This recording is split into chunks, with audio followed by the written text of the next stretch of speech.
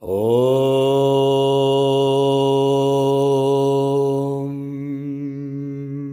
Kayena vacha manasyendrayirva Bhutyatmanava prakriti swabhava Karomi adyat sakalam paresma Narayanayeeti samarpayami Narayanayeeti samarpayami.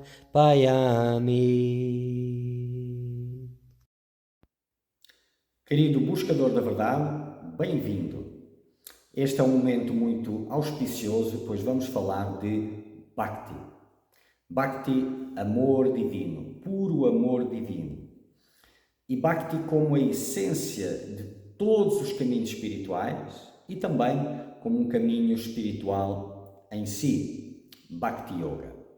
Então, nesta série de vídeos, nós vamos falar sobre os Sutras de Shandilya.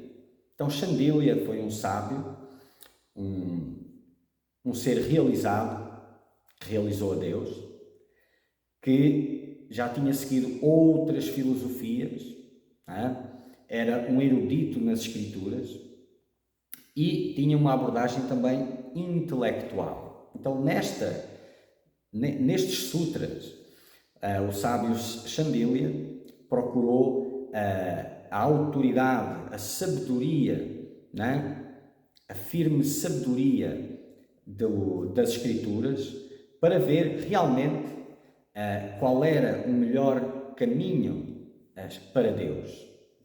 Então ele traz-nos nestes sutras, traz-nos muitas passagens confirmando de facto a autoridade de Bhakti. E nós, nesta viagem, vamos entender o que é que tudo isso significa e trazer para que os vossos corações possam também conhecer a Deus. Que todos vocês possam se encher de amor divino e realizar a Deus nesta vida ainda.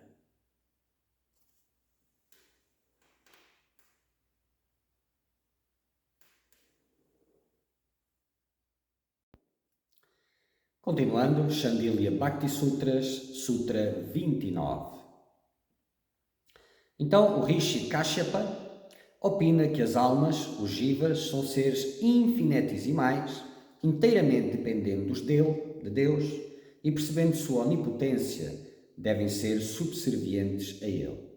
Então, o sábio Kashyapa opina que, através do conhecimento de Deus, se chega à visão de quão pequenino é o jiva, a alma, e desta forma ela se torna subserviente a Deus. Ou seja, ela se entrega a Deus, passa a viver para Ele, por Ele. E desta forma é inundada pela presença de Deus. Portanto, Kashyapa vê que o jiva é totalmente dependente de Deus. Portanto, quando ele perceber a sua própria pequenez e a onipotência de Deus, naturalmente, com toda a reverência, ele se dedicará a Ele e desfrutará da suprema bem-aventurança.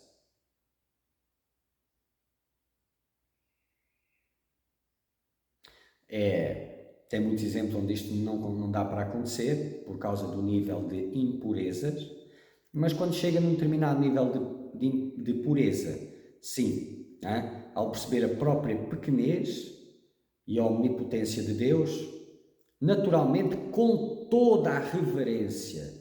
Isso é algo que não é de fora, é de dentro, é de dentro para fora. Ele se dedicará a Deus completamente, e desfrutará da suprema bem-aventurança, que é essa conexão com Deus pelo servir. Porque o servir é o amar, é o reverenciar, é o adorar. Sutra 30. O sábio erudito Vedvyas, conhecido como Badarayana, diz que se deve focar apenas no Atman, que todo o resto é irrelevante. Apenas o Atman deve ser focado porque ele é é uma parte de Deus ou é Deus no indivíduo, não é? E tudo o resto é irrelevante. Então, o sábio Vyasa diz que Bhakti não tem nada a ver com exercício mental ou físico. Bhakti é a própria natureza da alma. A alma, em seu estado incondicional, livre da escravidão, de Maya, torna-se naturalmente engajada no serviço puro à divindade suprema. Ou seja, o indivíduo torna-se um instrumento de Deus, não é? Literalmente. Enquanto Kashyapa é da opinião de que a mente e o intelecto devem ser aplicados à compreensão da verdade espiritual do eu, bem como do eu supremo, pois são duas entidades, Vedvyasa é da opinião de que a compreensão da verdadeira natureza do eu é suficiente em si mesma, pois não há diferença entre esse eu e o eu supremo, pois ambos são a mesma consciência cósmica transcendental. Na realidade, são duas formas diferentes de ver a mesma coisa, não é? Quando a visão mais proeminente, que também é mais distante, vê a separação entre eu e Deus, não é? Como dois fenómenos distantes, diferentes. Então, estudar um e estudar o outro é a forma de trazer essa proximidade. Já a visão de Vedvyasa tem a ver com já o caber do conceito de que eu e Deus somos a mesma coisa. Só que o que é que esse caber quer dizer? Eu vejo muito na visão do Advaita, e não só, tipo, o eu sou Brahman, mas o eu sou Brahman não é uma coisa que eleva a pequenez à grandiosidade. É aquilo que endurece e engrandece o ego daquilo que é pequeno, não eleva à grandiosidade real, não é? Portanto, torna-se mais um exercício egóico de transformar o personagem no infinito. A mesma coisa, já ouvi também de eu sou Deus, como sendo também o mesmo ato egóico de engrandecimento do personagem, quando não tem nada a ver com isso.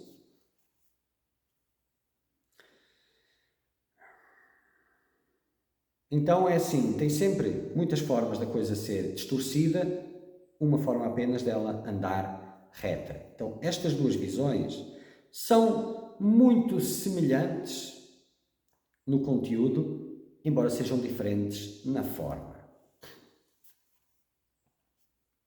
Quando aplicado ao conceito espiritual de Bhakti Vedvyasa, a visão é mais relevante, a visão dele, porque se aplica diretamente ao coração, onde a alma vive. Não é? Bhakti também está diretamente relacionado ao coração, pois consiste principalmente em amor e devoção ao Senhor Deus. O outro também se aplica ao coração, embora comece com um estudo mental, mas a realização dessa pequenez, onde está o primeiro sutra, né? Dessa sua pequenez comparada a Deus, da onipotência de Deus, a rendição a Deus, a reverência, também vem daqui. Só demora mais para chegar aqui. Sutra 31. Shandilya diz que é de acordo com os Vedas, bem como dos preceitos dos despertos, aqueles que realizaram a Deus, que Bhakti é o relacionamento eterno e inquebrável da alma jiva com Deus, como servidor e servido. Então, a alma como estando ao serviço de Deus e Deus como sendo servido. Mas, na realidade, não é? São palavras do ponto de vista do indivíduo, porque a verdade não é bem essa. Não é? Quem serve quem? Sendo que Deus tem tudo e o Jiva não tem nada, sendo que o serviço do Jiva a Deus é o que liga o Jiva ao tudo. Será que essa palavra tem a conotação que possivelmente muitos dão ao escutar servir e servidor? Quem é que serve quem, afinal? Porque Deus não tem nada a perder nem nada a ganhar. O Jiva tem a perder e tem a ganhar. Então, afinal, quem serve e é servido? O serviço a Deus, o serviço puro, é a ligação da alma a Deus, é a alma tornar-se um instrumento de Deus. E é tocar a Deus, desta forma tocar a bem-aventurança, o néctar da imortalidade. Então, quem serve quem? Chandilya diz que Bhakti, de facto, é a faculdade constitucional da alma cognitiva, que é o eterno e ininterrupto amor por Deus. Mas não deve faltar sabedoria espiritual e deve ter autoridade baseada nos Vedas. Então, não só ele diz que o amor e o serviço a Deus, que é de facto é a natureza da alma, mas um devoto precisa também ter o conhecimento pautado pela autoridade dos Vedas, para não se perder, não é? E também baseado nos preceitos das pessoas que traduziram o próprio espírito dos Vedas em suas próprias vidas. E isso é necessário porque, enquanto existirem impurezas, aquele serviço também será impuro. E o conhecimento ajuda a esclarecer muitas coisas, como o que é adequado, o que é que não é, o que é que serve, o que é que não serve. E é o conhecimento que é baseado nos Vedas e naqueles que traduziram o espírito dos Vedas na sua vida, os despertos, os iluminados. Sri Bhagavat Mahapurana diz: o Deus Supremo é apenas o desfrutador da bem-aventurança nectarina transcendental. E em seu serviço puro, somente, portanto, em seu serviço puro, ou somente em seu serviço puro, o Jiva pode desfrutar da bem-aventurança remanescente dele. Não é? Então, esse serviço é a conexão do Jiva com Deus e usufruir dessa eterna bem-aventurança que é Deus. Mais adiante, no Chandogya Upanishad, tudo isso é verdadeiramente Brahman. Sim, Brahman. É porque as traduções aqui, houve uma confusão aqui na escrita. Umas vezes é Brahm, outras vezes é Brahman. Brahm é o ser supremo, Brahman, o transcendente. Né? Portanto, deve-se meditar sobre ela com uma mente tranquila. Portanto, tudo é verdadeiro Brahman. De onde procede é Brahman. Nele se funde, em Brahman se funde e em Brahman se vive. Então não existe nada além de Brahman. Se não existe nada além de Brahman, Deus é Brahman, o Jiva, a alma, é Brahman. Tudo é Brahman. Então o contrário também serve. Deus é Brahman, Deus é o Jiva, Jiva é Deus, Jiva é Brahman. Mais para a frente vamos esclarecer um pouco mais isto. Isto é muito filosófico, não é? Que é para ter um embasamento, como o Chandilya falou, não é? Ter também a sabedoria e o conhecimento dos Vedas, que é o conhecimento com autoridade, com valor, não é? Mais adiante, no Chandogya Upanishad, esta é a minha alma dentro do meu coração, isto é Brahman. Isto eu obterei tendo passado daqui.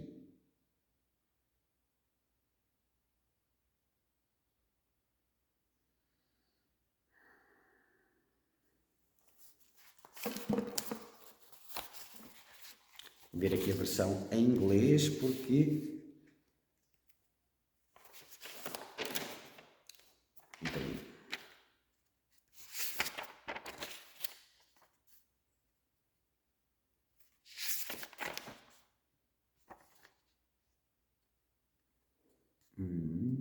oh, this is verily Brahman. This is... Portanto, esta é a minha alma dentro do meu coração. Isto é Brahman. Isto eu vou obter havendo seguido daqui. Ou seja, havendo saído deste plano. Então tudo é Brahman, e quando eu sair daqui, se eu estiver ciente nisto e meditar nisto com uma mente tranquila, quem não tem dúvidas disso, torna-se Brahman. Não é? Shandilya disse, tendo assim discutido o ponto, mostra-se o resultado de se tornar Brahman para aquele que conhece ambos os objetos, o Jiva e Brahman. E este resultado é causado pelo amor e devoção direcionados a Brahman. Nenhuma condição está envolvida aqui devido à mistura do eterno com o não eterno. Então aqui na mistura, né, entre eterno e não eterno, não há nenhuma contradição, até porque as duas filosofias, como já mostramos antes, levam ao mesmo lugar. Então elas não podem ser contraditórias, caso contrário, uma delas estaria errada. Né? E nós vemos isso pelo resultado de ambas, não pelo direcionamento que ambas tomam. Então estarmos aqui a comparar Brahman com Brahm, ou seja, Brahman, o transcendente, absoluto e infinito, sem forma, sem atributos, com Brahm, Deus, o Ser Supremo, não há nenhuma contradição, porque eles são a mesma coisa.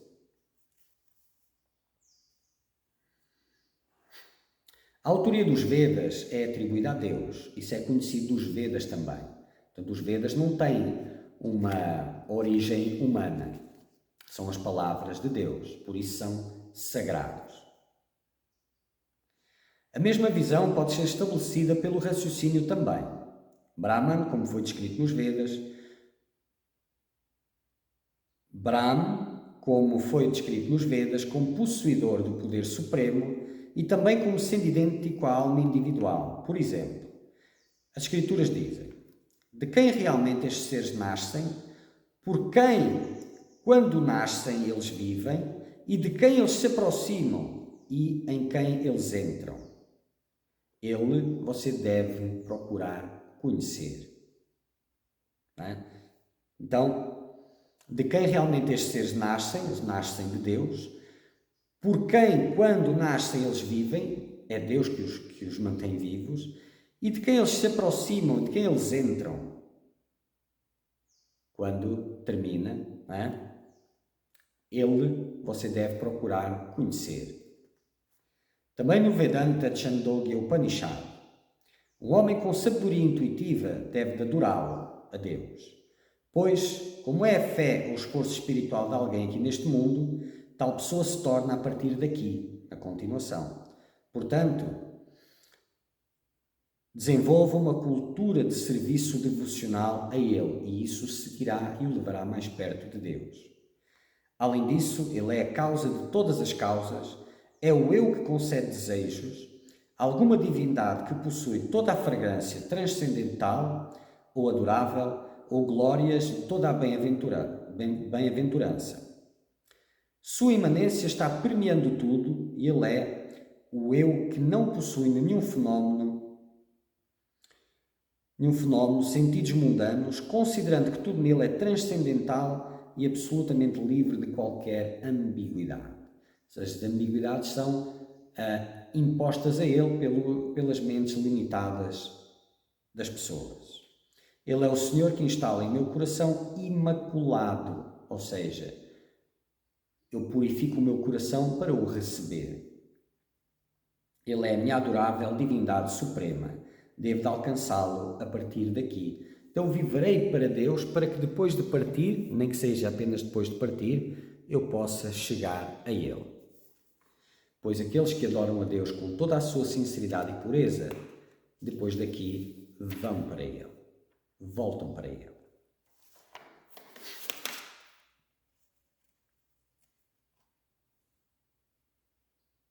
E isso é certo.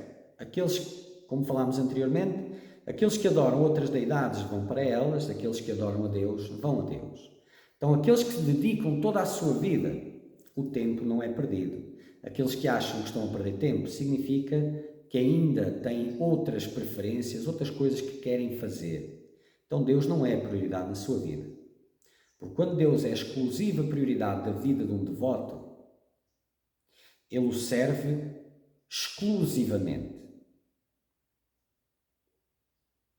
E nem que não seja durante a sua vida, no final da sua vida, ele vai para Deus.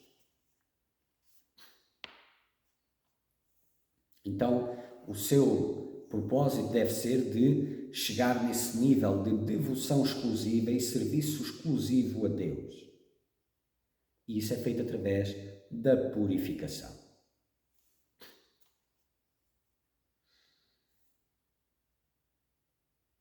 Aquele que, do Gita ainda, uma porção eterna de mim mesmo, tendo-se tornado uma alma vivente no mundo da vida, entre esses dois, qual pode cancelar qual? Então, Krishna, a encarnação de Deus, está a dizer: uma porção eterna de mim mesmo, que é a alma, uma porção de Deus, uma porção eterna de Deus, não é? Só que é uma porção apenas, tendo-se tornado uma alma vivente no mundo da vida, quem pode cancelar quem se são a mesma coisa?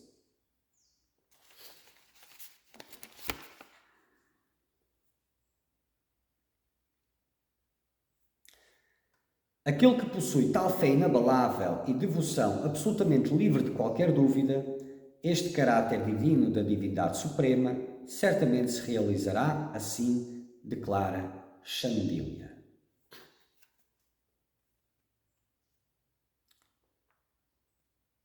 E isso é certo. Sutra 32.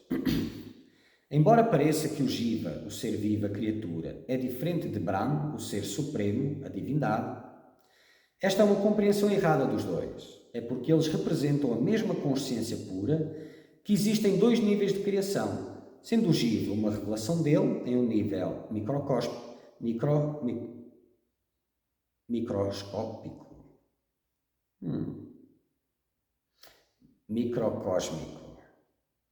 Um nível micro, acho que a tradução não ficou boa e não está a melhorar. Enfim, em um nível menor, micro da criação, e Brahma sendo a sua revelação em um nível macrocósmico. Esta saiu. Não é? Então o que ele está aqui a dizer é que a visão de que a alma individual é diferente de Deus é equivocada. É a expressão do mesmo Deus, não é? Num nível micro, num nível macro. Mas é a mesma consciência. Uma vez que tudo o que é verdadeiro nada mais é do que pura consciência transcendental que se revelou em todas essas formas, então o Jiva também é uma forma manifestada de Brahma. De Brahma, o Ser Supremo, Deus. Esta é a verdade absoluta, a verdade exposta nos Upanishads. Vamos lá aos Upanishads. Chandogya Upanishad Samveda. Brahman é uno e um apenas. Não há paralelo nem nenhum segundo para Brahman, o absoluto. Então, se ele é uno, sem segundo, tudo é Brahman. Não existe Deus separado dele, também é Brahman. E não existe Jiva separado dele, também é Brahman. O contrário também é correto se dizer. Brahman é Deus, Brahman é o Jiva, Jiva é Brahman, Deus é o Jiva, Deus é Brahman, é tudo a mesma coisa, não existe um segundo a isso, um outro além desse.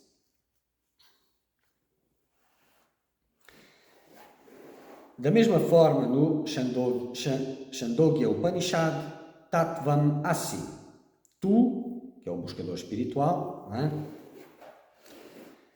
És aquilo, o Supremo Brahman, simbolizando a consciência cósmica. No Brihad Aranyaka Upanishad de Shukla Yajurveda disse: não há dualidade em nenhum lugar na criação, pois tudo é consciência cósmica. Então, se não há dualidade, também não há triplicidade. Então, se não há dualidade, não existe Deus e o Jiva, tudo é a mesma coisa, nem triplicidade, tipo Brahma, Deus e Jiva, tudo a mesma coisa.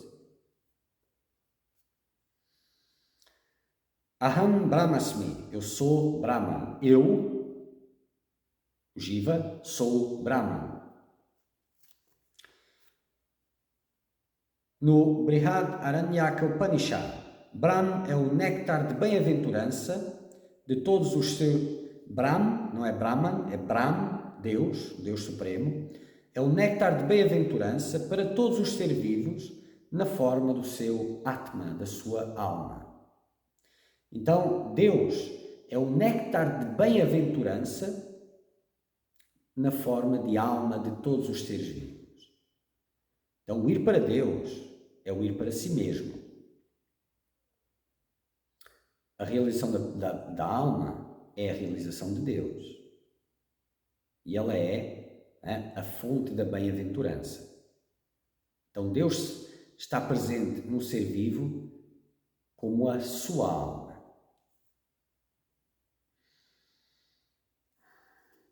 No Rig Veda, Aitiriya Upanishad, conhecimento verdadeiro, verdadeira sabedoria e verdadeira iluminação são todas formas personificadas de Deus, de Brahma.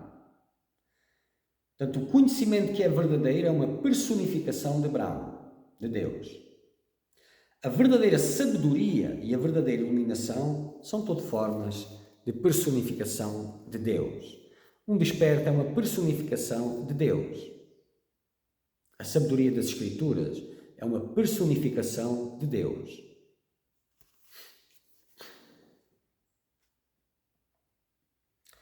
Taittiriya Upanishad, de Krishna Ayurveda. O conhecimento de Brahman, ou a realização de Brahman, é o conhecimento supremo.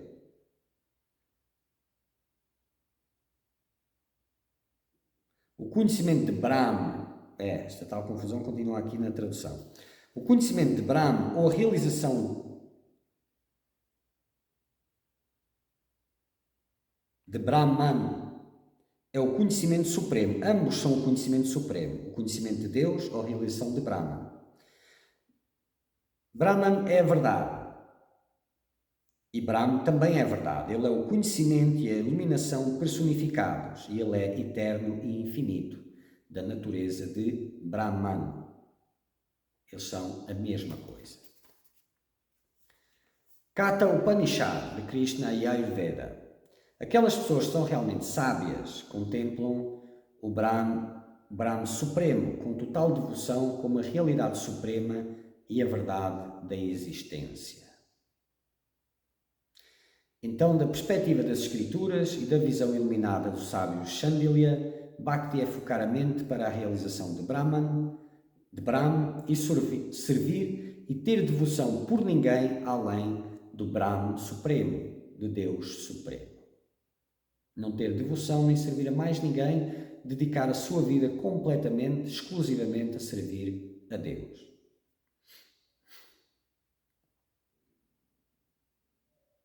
Então, Brahman, ou a divindade suprema, somente deve ser servida eternamente pelas almas, os jivas. Bhakti deve ser oferecida a Deus, o Ser Supremo, e somente Brahman, o Ser Supremo, deve ser adorado. É a realização deste Brahman que é o verdadeiro objetivo de todas as práticas espirituais, incluindo Bhakti. Todo o resto tem a ver com os desejos mundanos e o estabelecer-se e se manter no mundo, não traz a emancipação. Sutra 33. Embora a alma Jiva esteja sujeita às aflições de Maya, mas quando ele está firmemente estabelecido no serviço amoroso de Brahma, ou a divindade, ele se torna totalmente livre de qualquer tristeza ou sofrimento e se torna bem-aventurado. Porquanto ele está estabelecido no serviço puro a Brahma, a Deus, ele está em comunhão com Deus. Então, Maya já não lhe toca, não é? Os adjuntos de Maya, as limitações de Maya, o sofrimento já não lhe toca, porque ele está conectado, tornou uno com a fonte de bem-aventurança. Enquanto a realização de Deus não surgir na criatura, porque ela é iludida e ignorante, ela permanece engolfada, submersa em todos os tipos de misérias e tormentos, que no entanto desaparecem por conta própria com a realização de Deus.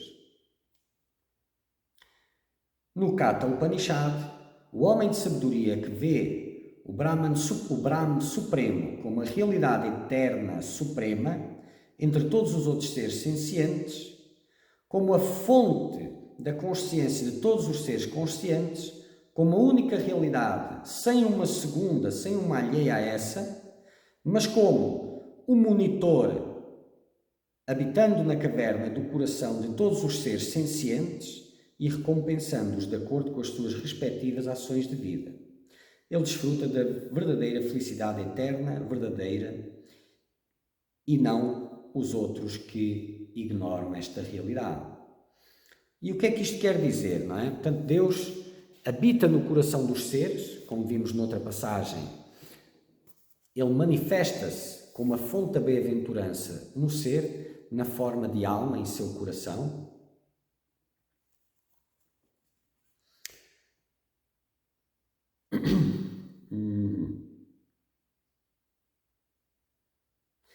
E este ponto aqui, recompensando esses seres, não é? De acordo com as suas ações de vida. O que é que isto significa?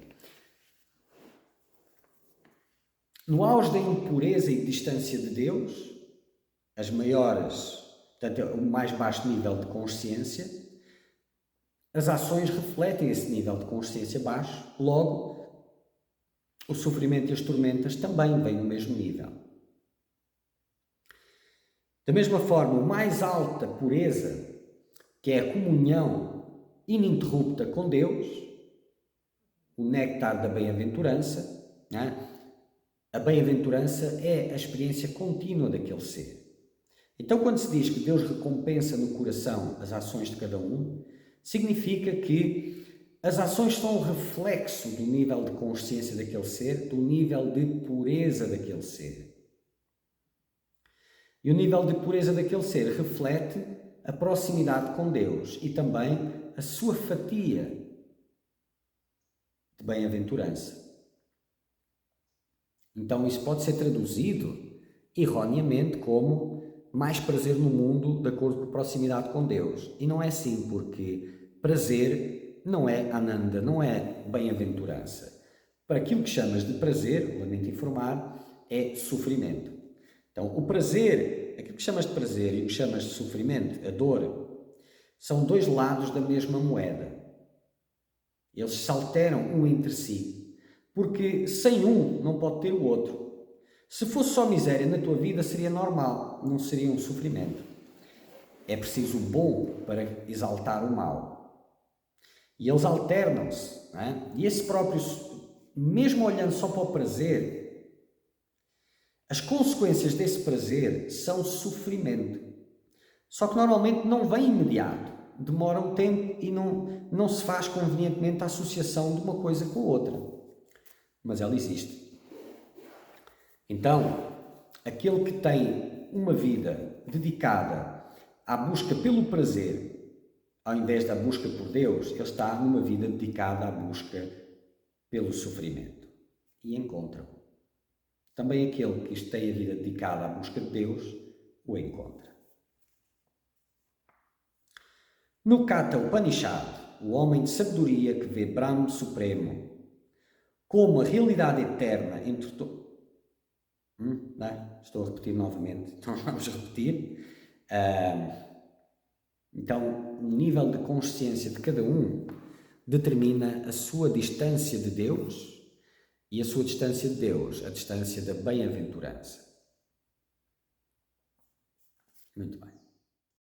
Tvameva mata cha pita tvameva tvameva bandhushka sakha tvameva tvameva vidya dravinam tvameva tvameva sarvam mama deva deva Tvameva sarvam mama deva deva.